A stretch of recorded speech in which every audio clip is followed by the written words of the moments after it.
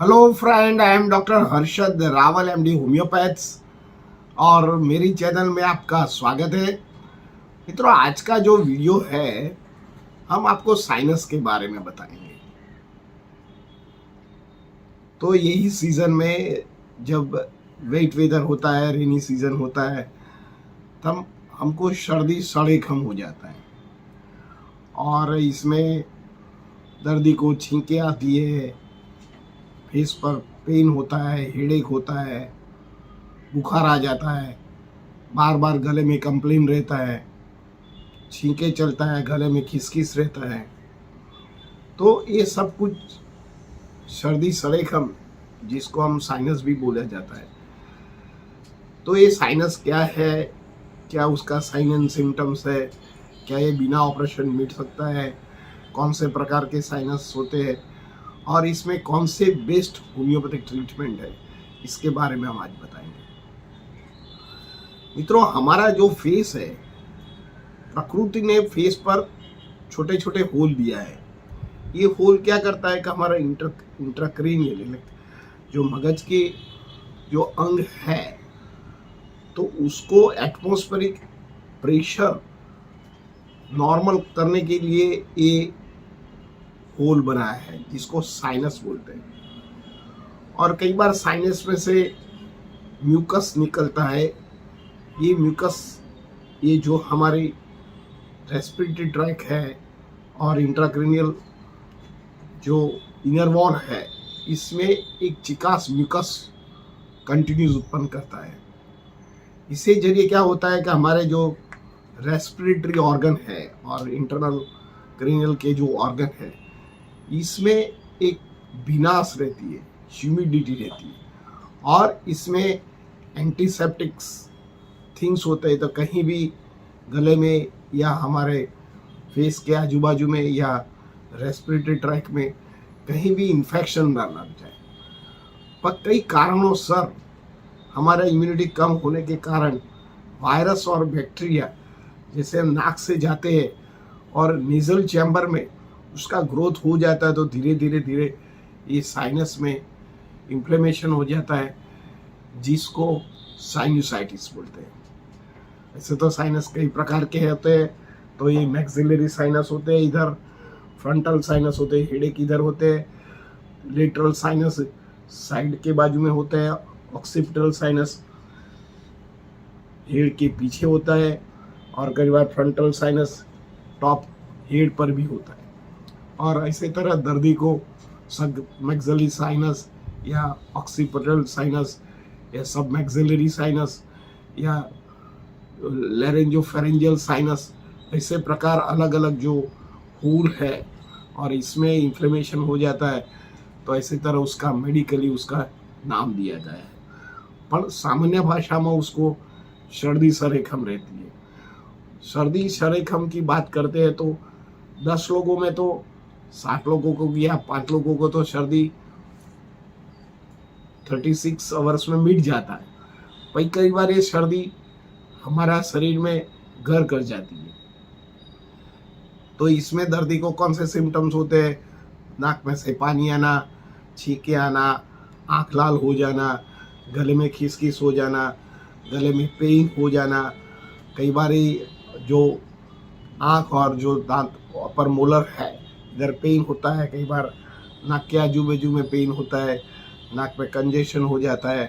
कई बार गले में पेन होता है दर्दी को। कई बार ऑक्सीपिटल एले सिर के पीछे पेन हो जाता है।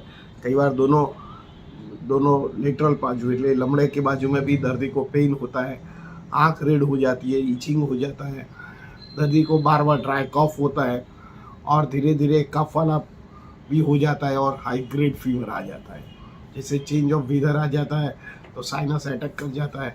ऐसे तो ये सामान्य एंटीबायोटिक या दर्दी चलाता है, पर ये जो लॉन्ग टर्म उसका और सारे कॉम्प्लिकेशन हो जाता है, ये हमारी इम्यूनिटी पर वीक कर देता है।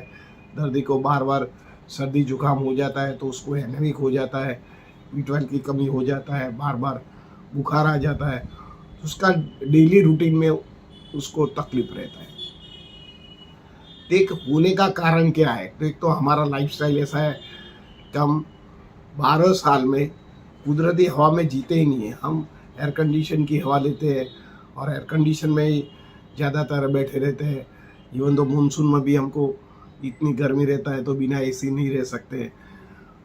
समर में तो एसी का उपयोग हो सकता है, पर अभी जो सीजनल है इसका इसमें कुदरती चेंज आया है, तो 12 साल में 8 मंथ तो हमको बिना एसी रह नहीं सकते। तो इसी का उपयोग करना पड़ता है। ये आर्टिफिशियली कूल एयर है, तो कई बार ये हमारा साइनस को अटैक करता है। कई बार हमारा जो फूड है, ये जो प्रोसेस फूड है, ये लंबे टाइम तक सस्टेनेबल नहीं होता है, तो उसको प्रिजर्वेटिव डालते हैं, कूलेंट में रखते हैं, कूलिंग में रखते हैं, बाद में हमारे पास हम कंज्यूम करते हैं।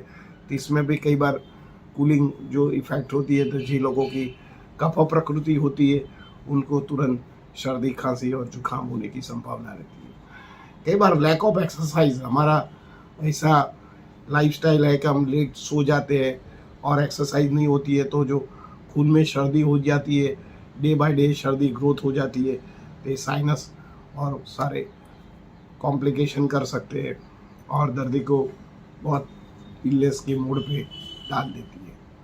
तो मित्रों, इससे क्या कॉम्प्लिकेशंस बनता है? दर्दी को शुरुआत में साइनस होता है तो उसको साइनसाइटिस हो जाता है।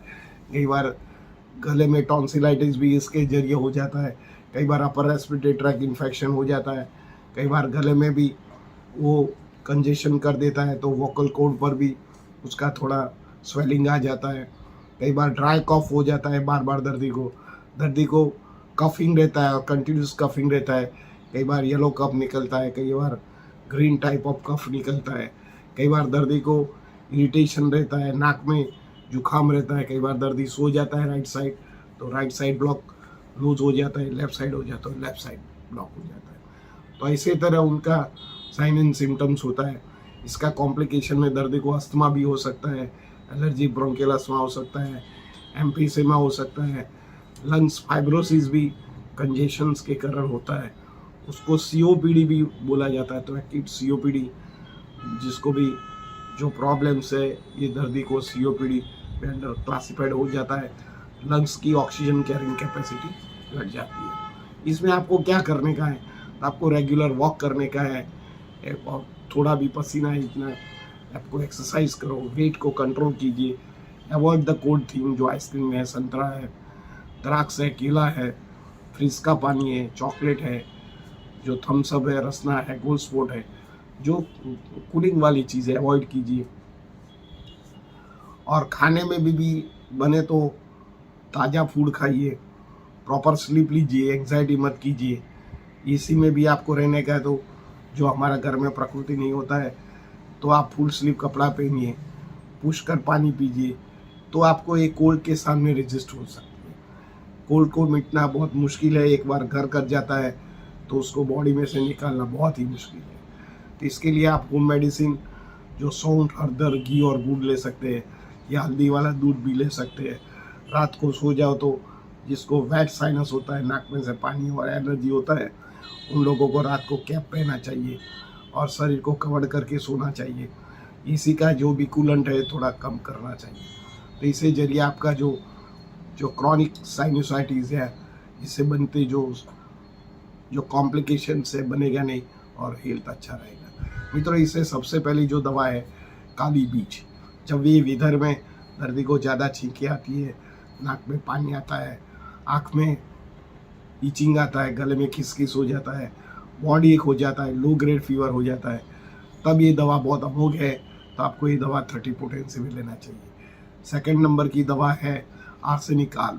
जब कोल्ड वेदर हो या रेनी वेदर हो, और जब भी दर्दी को कोल्ड ठंडा पवन आए और ठंडी में तुरंत बैठना होता हो और छींके आ जाए, नाक में से पानी आ जाए और बुखार आ जाए, दर्दी को बार बार पानी पीने की इच्छा हो जाए, गले की जो इनर वॉल है उसको ड्राइनेस लगे, हेडेक हो जाए, शरीर में गर्मी लगे और बर्निंग सेंसेशन हो जाए, तब आप आर्सेनिक आल का उपयोग करना चाहिए। थर्ड नंबर की दवा आर्सेनिक आल के बाद ले सकते हैं तो एकोनाइट दवा है। एकोनाइट इज़ अ एक्यूट प्रॉब्लम के लिए, जैसे एकदम सिम्टम आ जाता है, हेडेक हो जाता है, बॉडी हो जाता है, छींके चलता है, गले में दुखता है, शरीर दुखता है, नींद नहीं आती है, घबराहट रहती है, फियर कॉम्प्लेक्स रहता है, दर्द को बार बार हो जाता है जैसे बच्चों को, तो आपको एकोनाइट दवा सबसे पहले स्टार्ट करना चाहिए। 4th नंबर की दवा है फेरमफोस। जिन लोगों की इम्यूनिटी कम होती है और सर्दी रहती है, जुकाम रहता है, वीकनेस बॉडी होता है, भूख नहीं लगता है, उसका आयरन डेफिशिएंसी रहता है, थक जाता है, आंखों में जलन होता है, इरिटेशन होता है, तब आप फेरमफोस 6x का प्रयोग करना चाहिए। लास्ट नंबर की दवा है ब्रायोनिया। ब्रायोनिया के साथ आप जेलसिनियम का भी उपयोग कर सकते हैं। बॉडी एक के साथ छींके आना, बॉडी एक के साथ हेडेक रहना, बॉडी एक के साथ स्नीजिंग्स हो जाना, बॉडी एक के साथ गले में दुखना, तो ये दवा का आप मिश्रण लोगे तो ये जो रेनी सीजन में आपको जो वायरल इन्फेक्शन हो या साइनस हो या इन्फ्लुएंजा हो या कोई भी वायरस का प्रॉब्लम हो या कान गले की कोई भी प्रॉब्लम है, तो ये दोनों दवा आप जेलसिनियम में ब्रायोनिया मिक्स करके ले सकते हैं। मित्रों, मेरा ये साइनस के बारे में आपको मैंने जानकारी दिया है, तो ये आपको वीडियो कैसा लगता है, अच्छा लगता है तो लाइक कर दीजिए, शेयर कर दीजिए। धन्यवाद।